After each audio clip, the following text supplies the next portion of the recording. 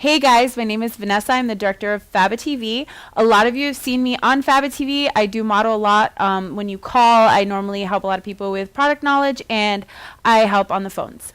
Oh, I'm also a face and body painter and makeup artist. I do have a studio location in South Florida, so it's a lot of fun. Sweet Cheeks Artistry on Instagram, and yeah, follow me. So today I wanted to demonstrate two really fun and easy zombies that I like to use.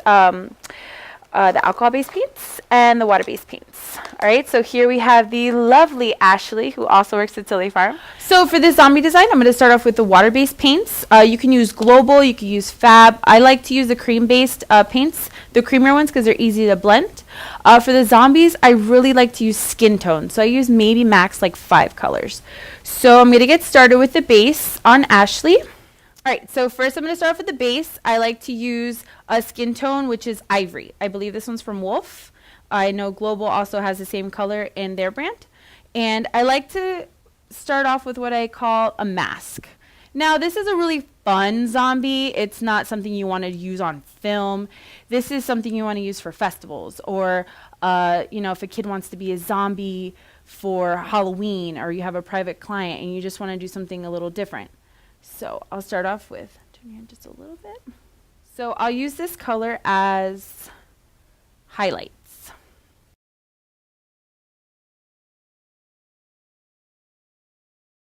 My next favorite color for zombies is Fab Plum. I absolutely love it because it looks like real dried blood. So for me, when I do zombies, less is more. So I'm going to add this as a base, kind of where I want some gunshot wounds and around the mouth, and then where I'm going to put in the future some blood splatter.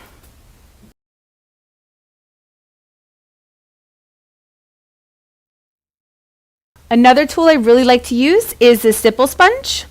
It's really cool for scrapes and to also break up the skin, so they're super easy to use and you can clean them or reuse them as many times as you want.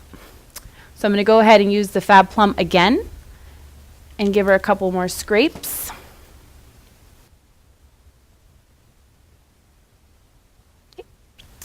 Now, the next step I'm going to do is I'm going to add brown.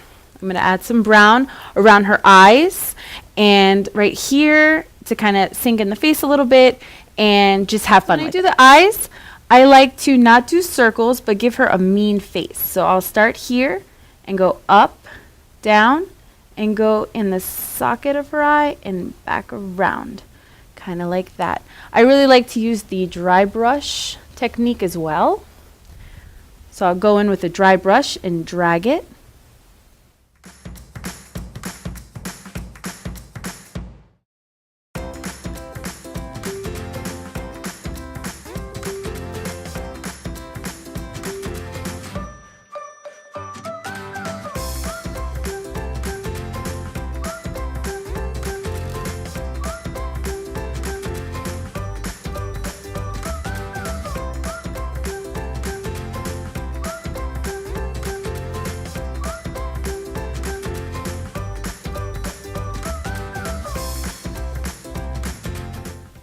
Alright, so I went ahead and added some brown right here on her forehead and here on the sides. I like to make it look kind of sunken in. I mean, it's a face paint, so you want it to look fun, but at the same time kind of go with the bone structure of her face. And I like the eyes to kind of be the focal point of the design, so she looks kind of really creepy. So go ahead and just add the brown on the cheekbones, and then I really like the dry brush technique. It makes it really easy for you to give a shaded look without having to go ahead and use powders.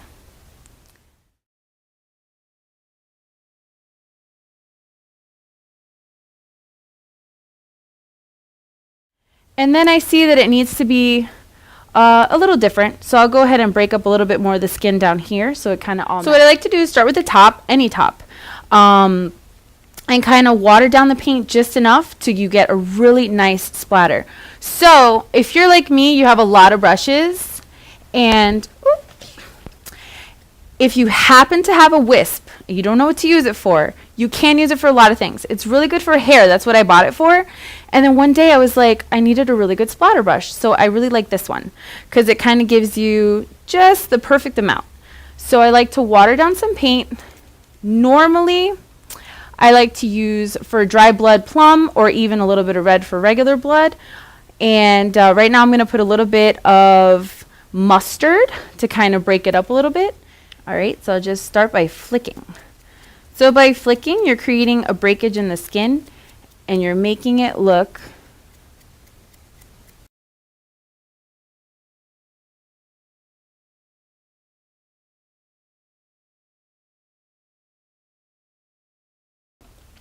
So after I do the brown, I like to start with the line work. Now I'll go ahead and add line work with a brown or a darker brown.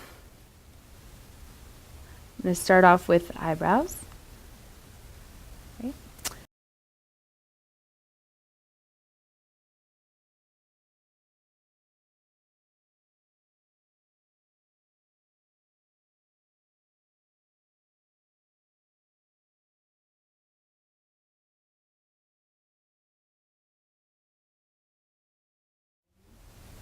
Okay, so I went ahead and did the brown, dark brown line work. And as you can see, she's starting to have some expression in her face. I'm going to go ahead and add some more lines around her eyes. And I'm going to start making her look really mean now. Right?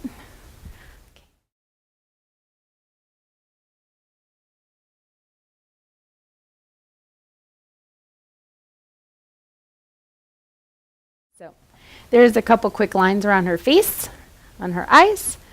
And then I'm going to move on to just making these little spots look like they're dripping blood. So this technique is a reverse teardrop. So it's going to look like a nice little teardrop going down, and I'll do probably 3 here and a couple here and maybe 1 around her eye.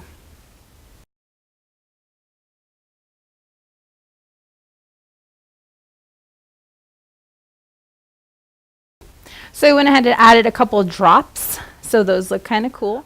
Another technique I really like to use is powders. So if you do have time, and this is for a private client and you want to make it a little extra special, you can go ahead and use powders. So I'll probably go ahead and use a little red kind of right inside her eyes, and a little red or plum kind of in the sides of her face here, and just add a little extra detail.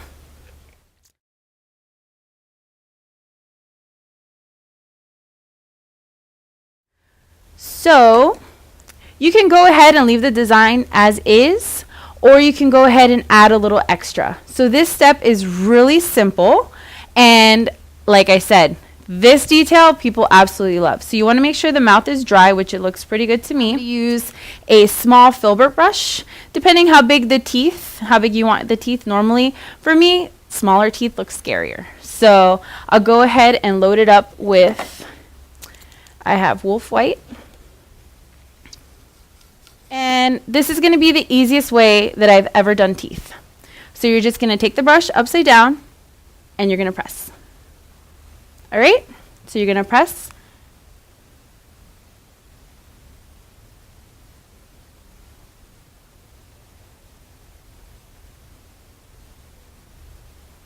All right? So you're going to give her some teeth.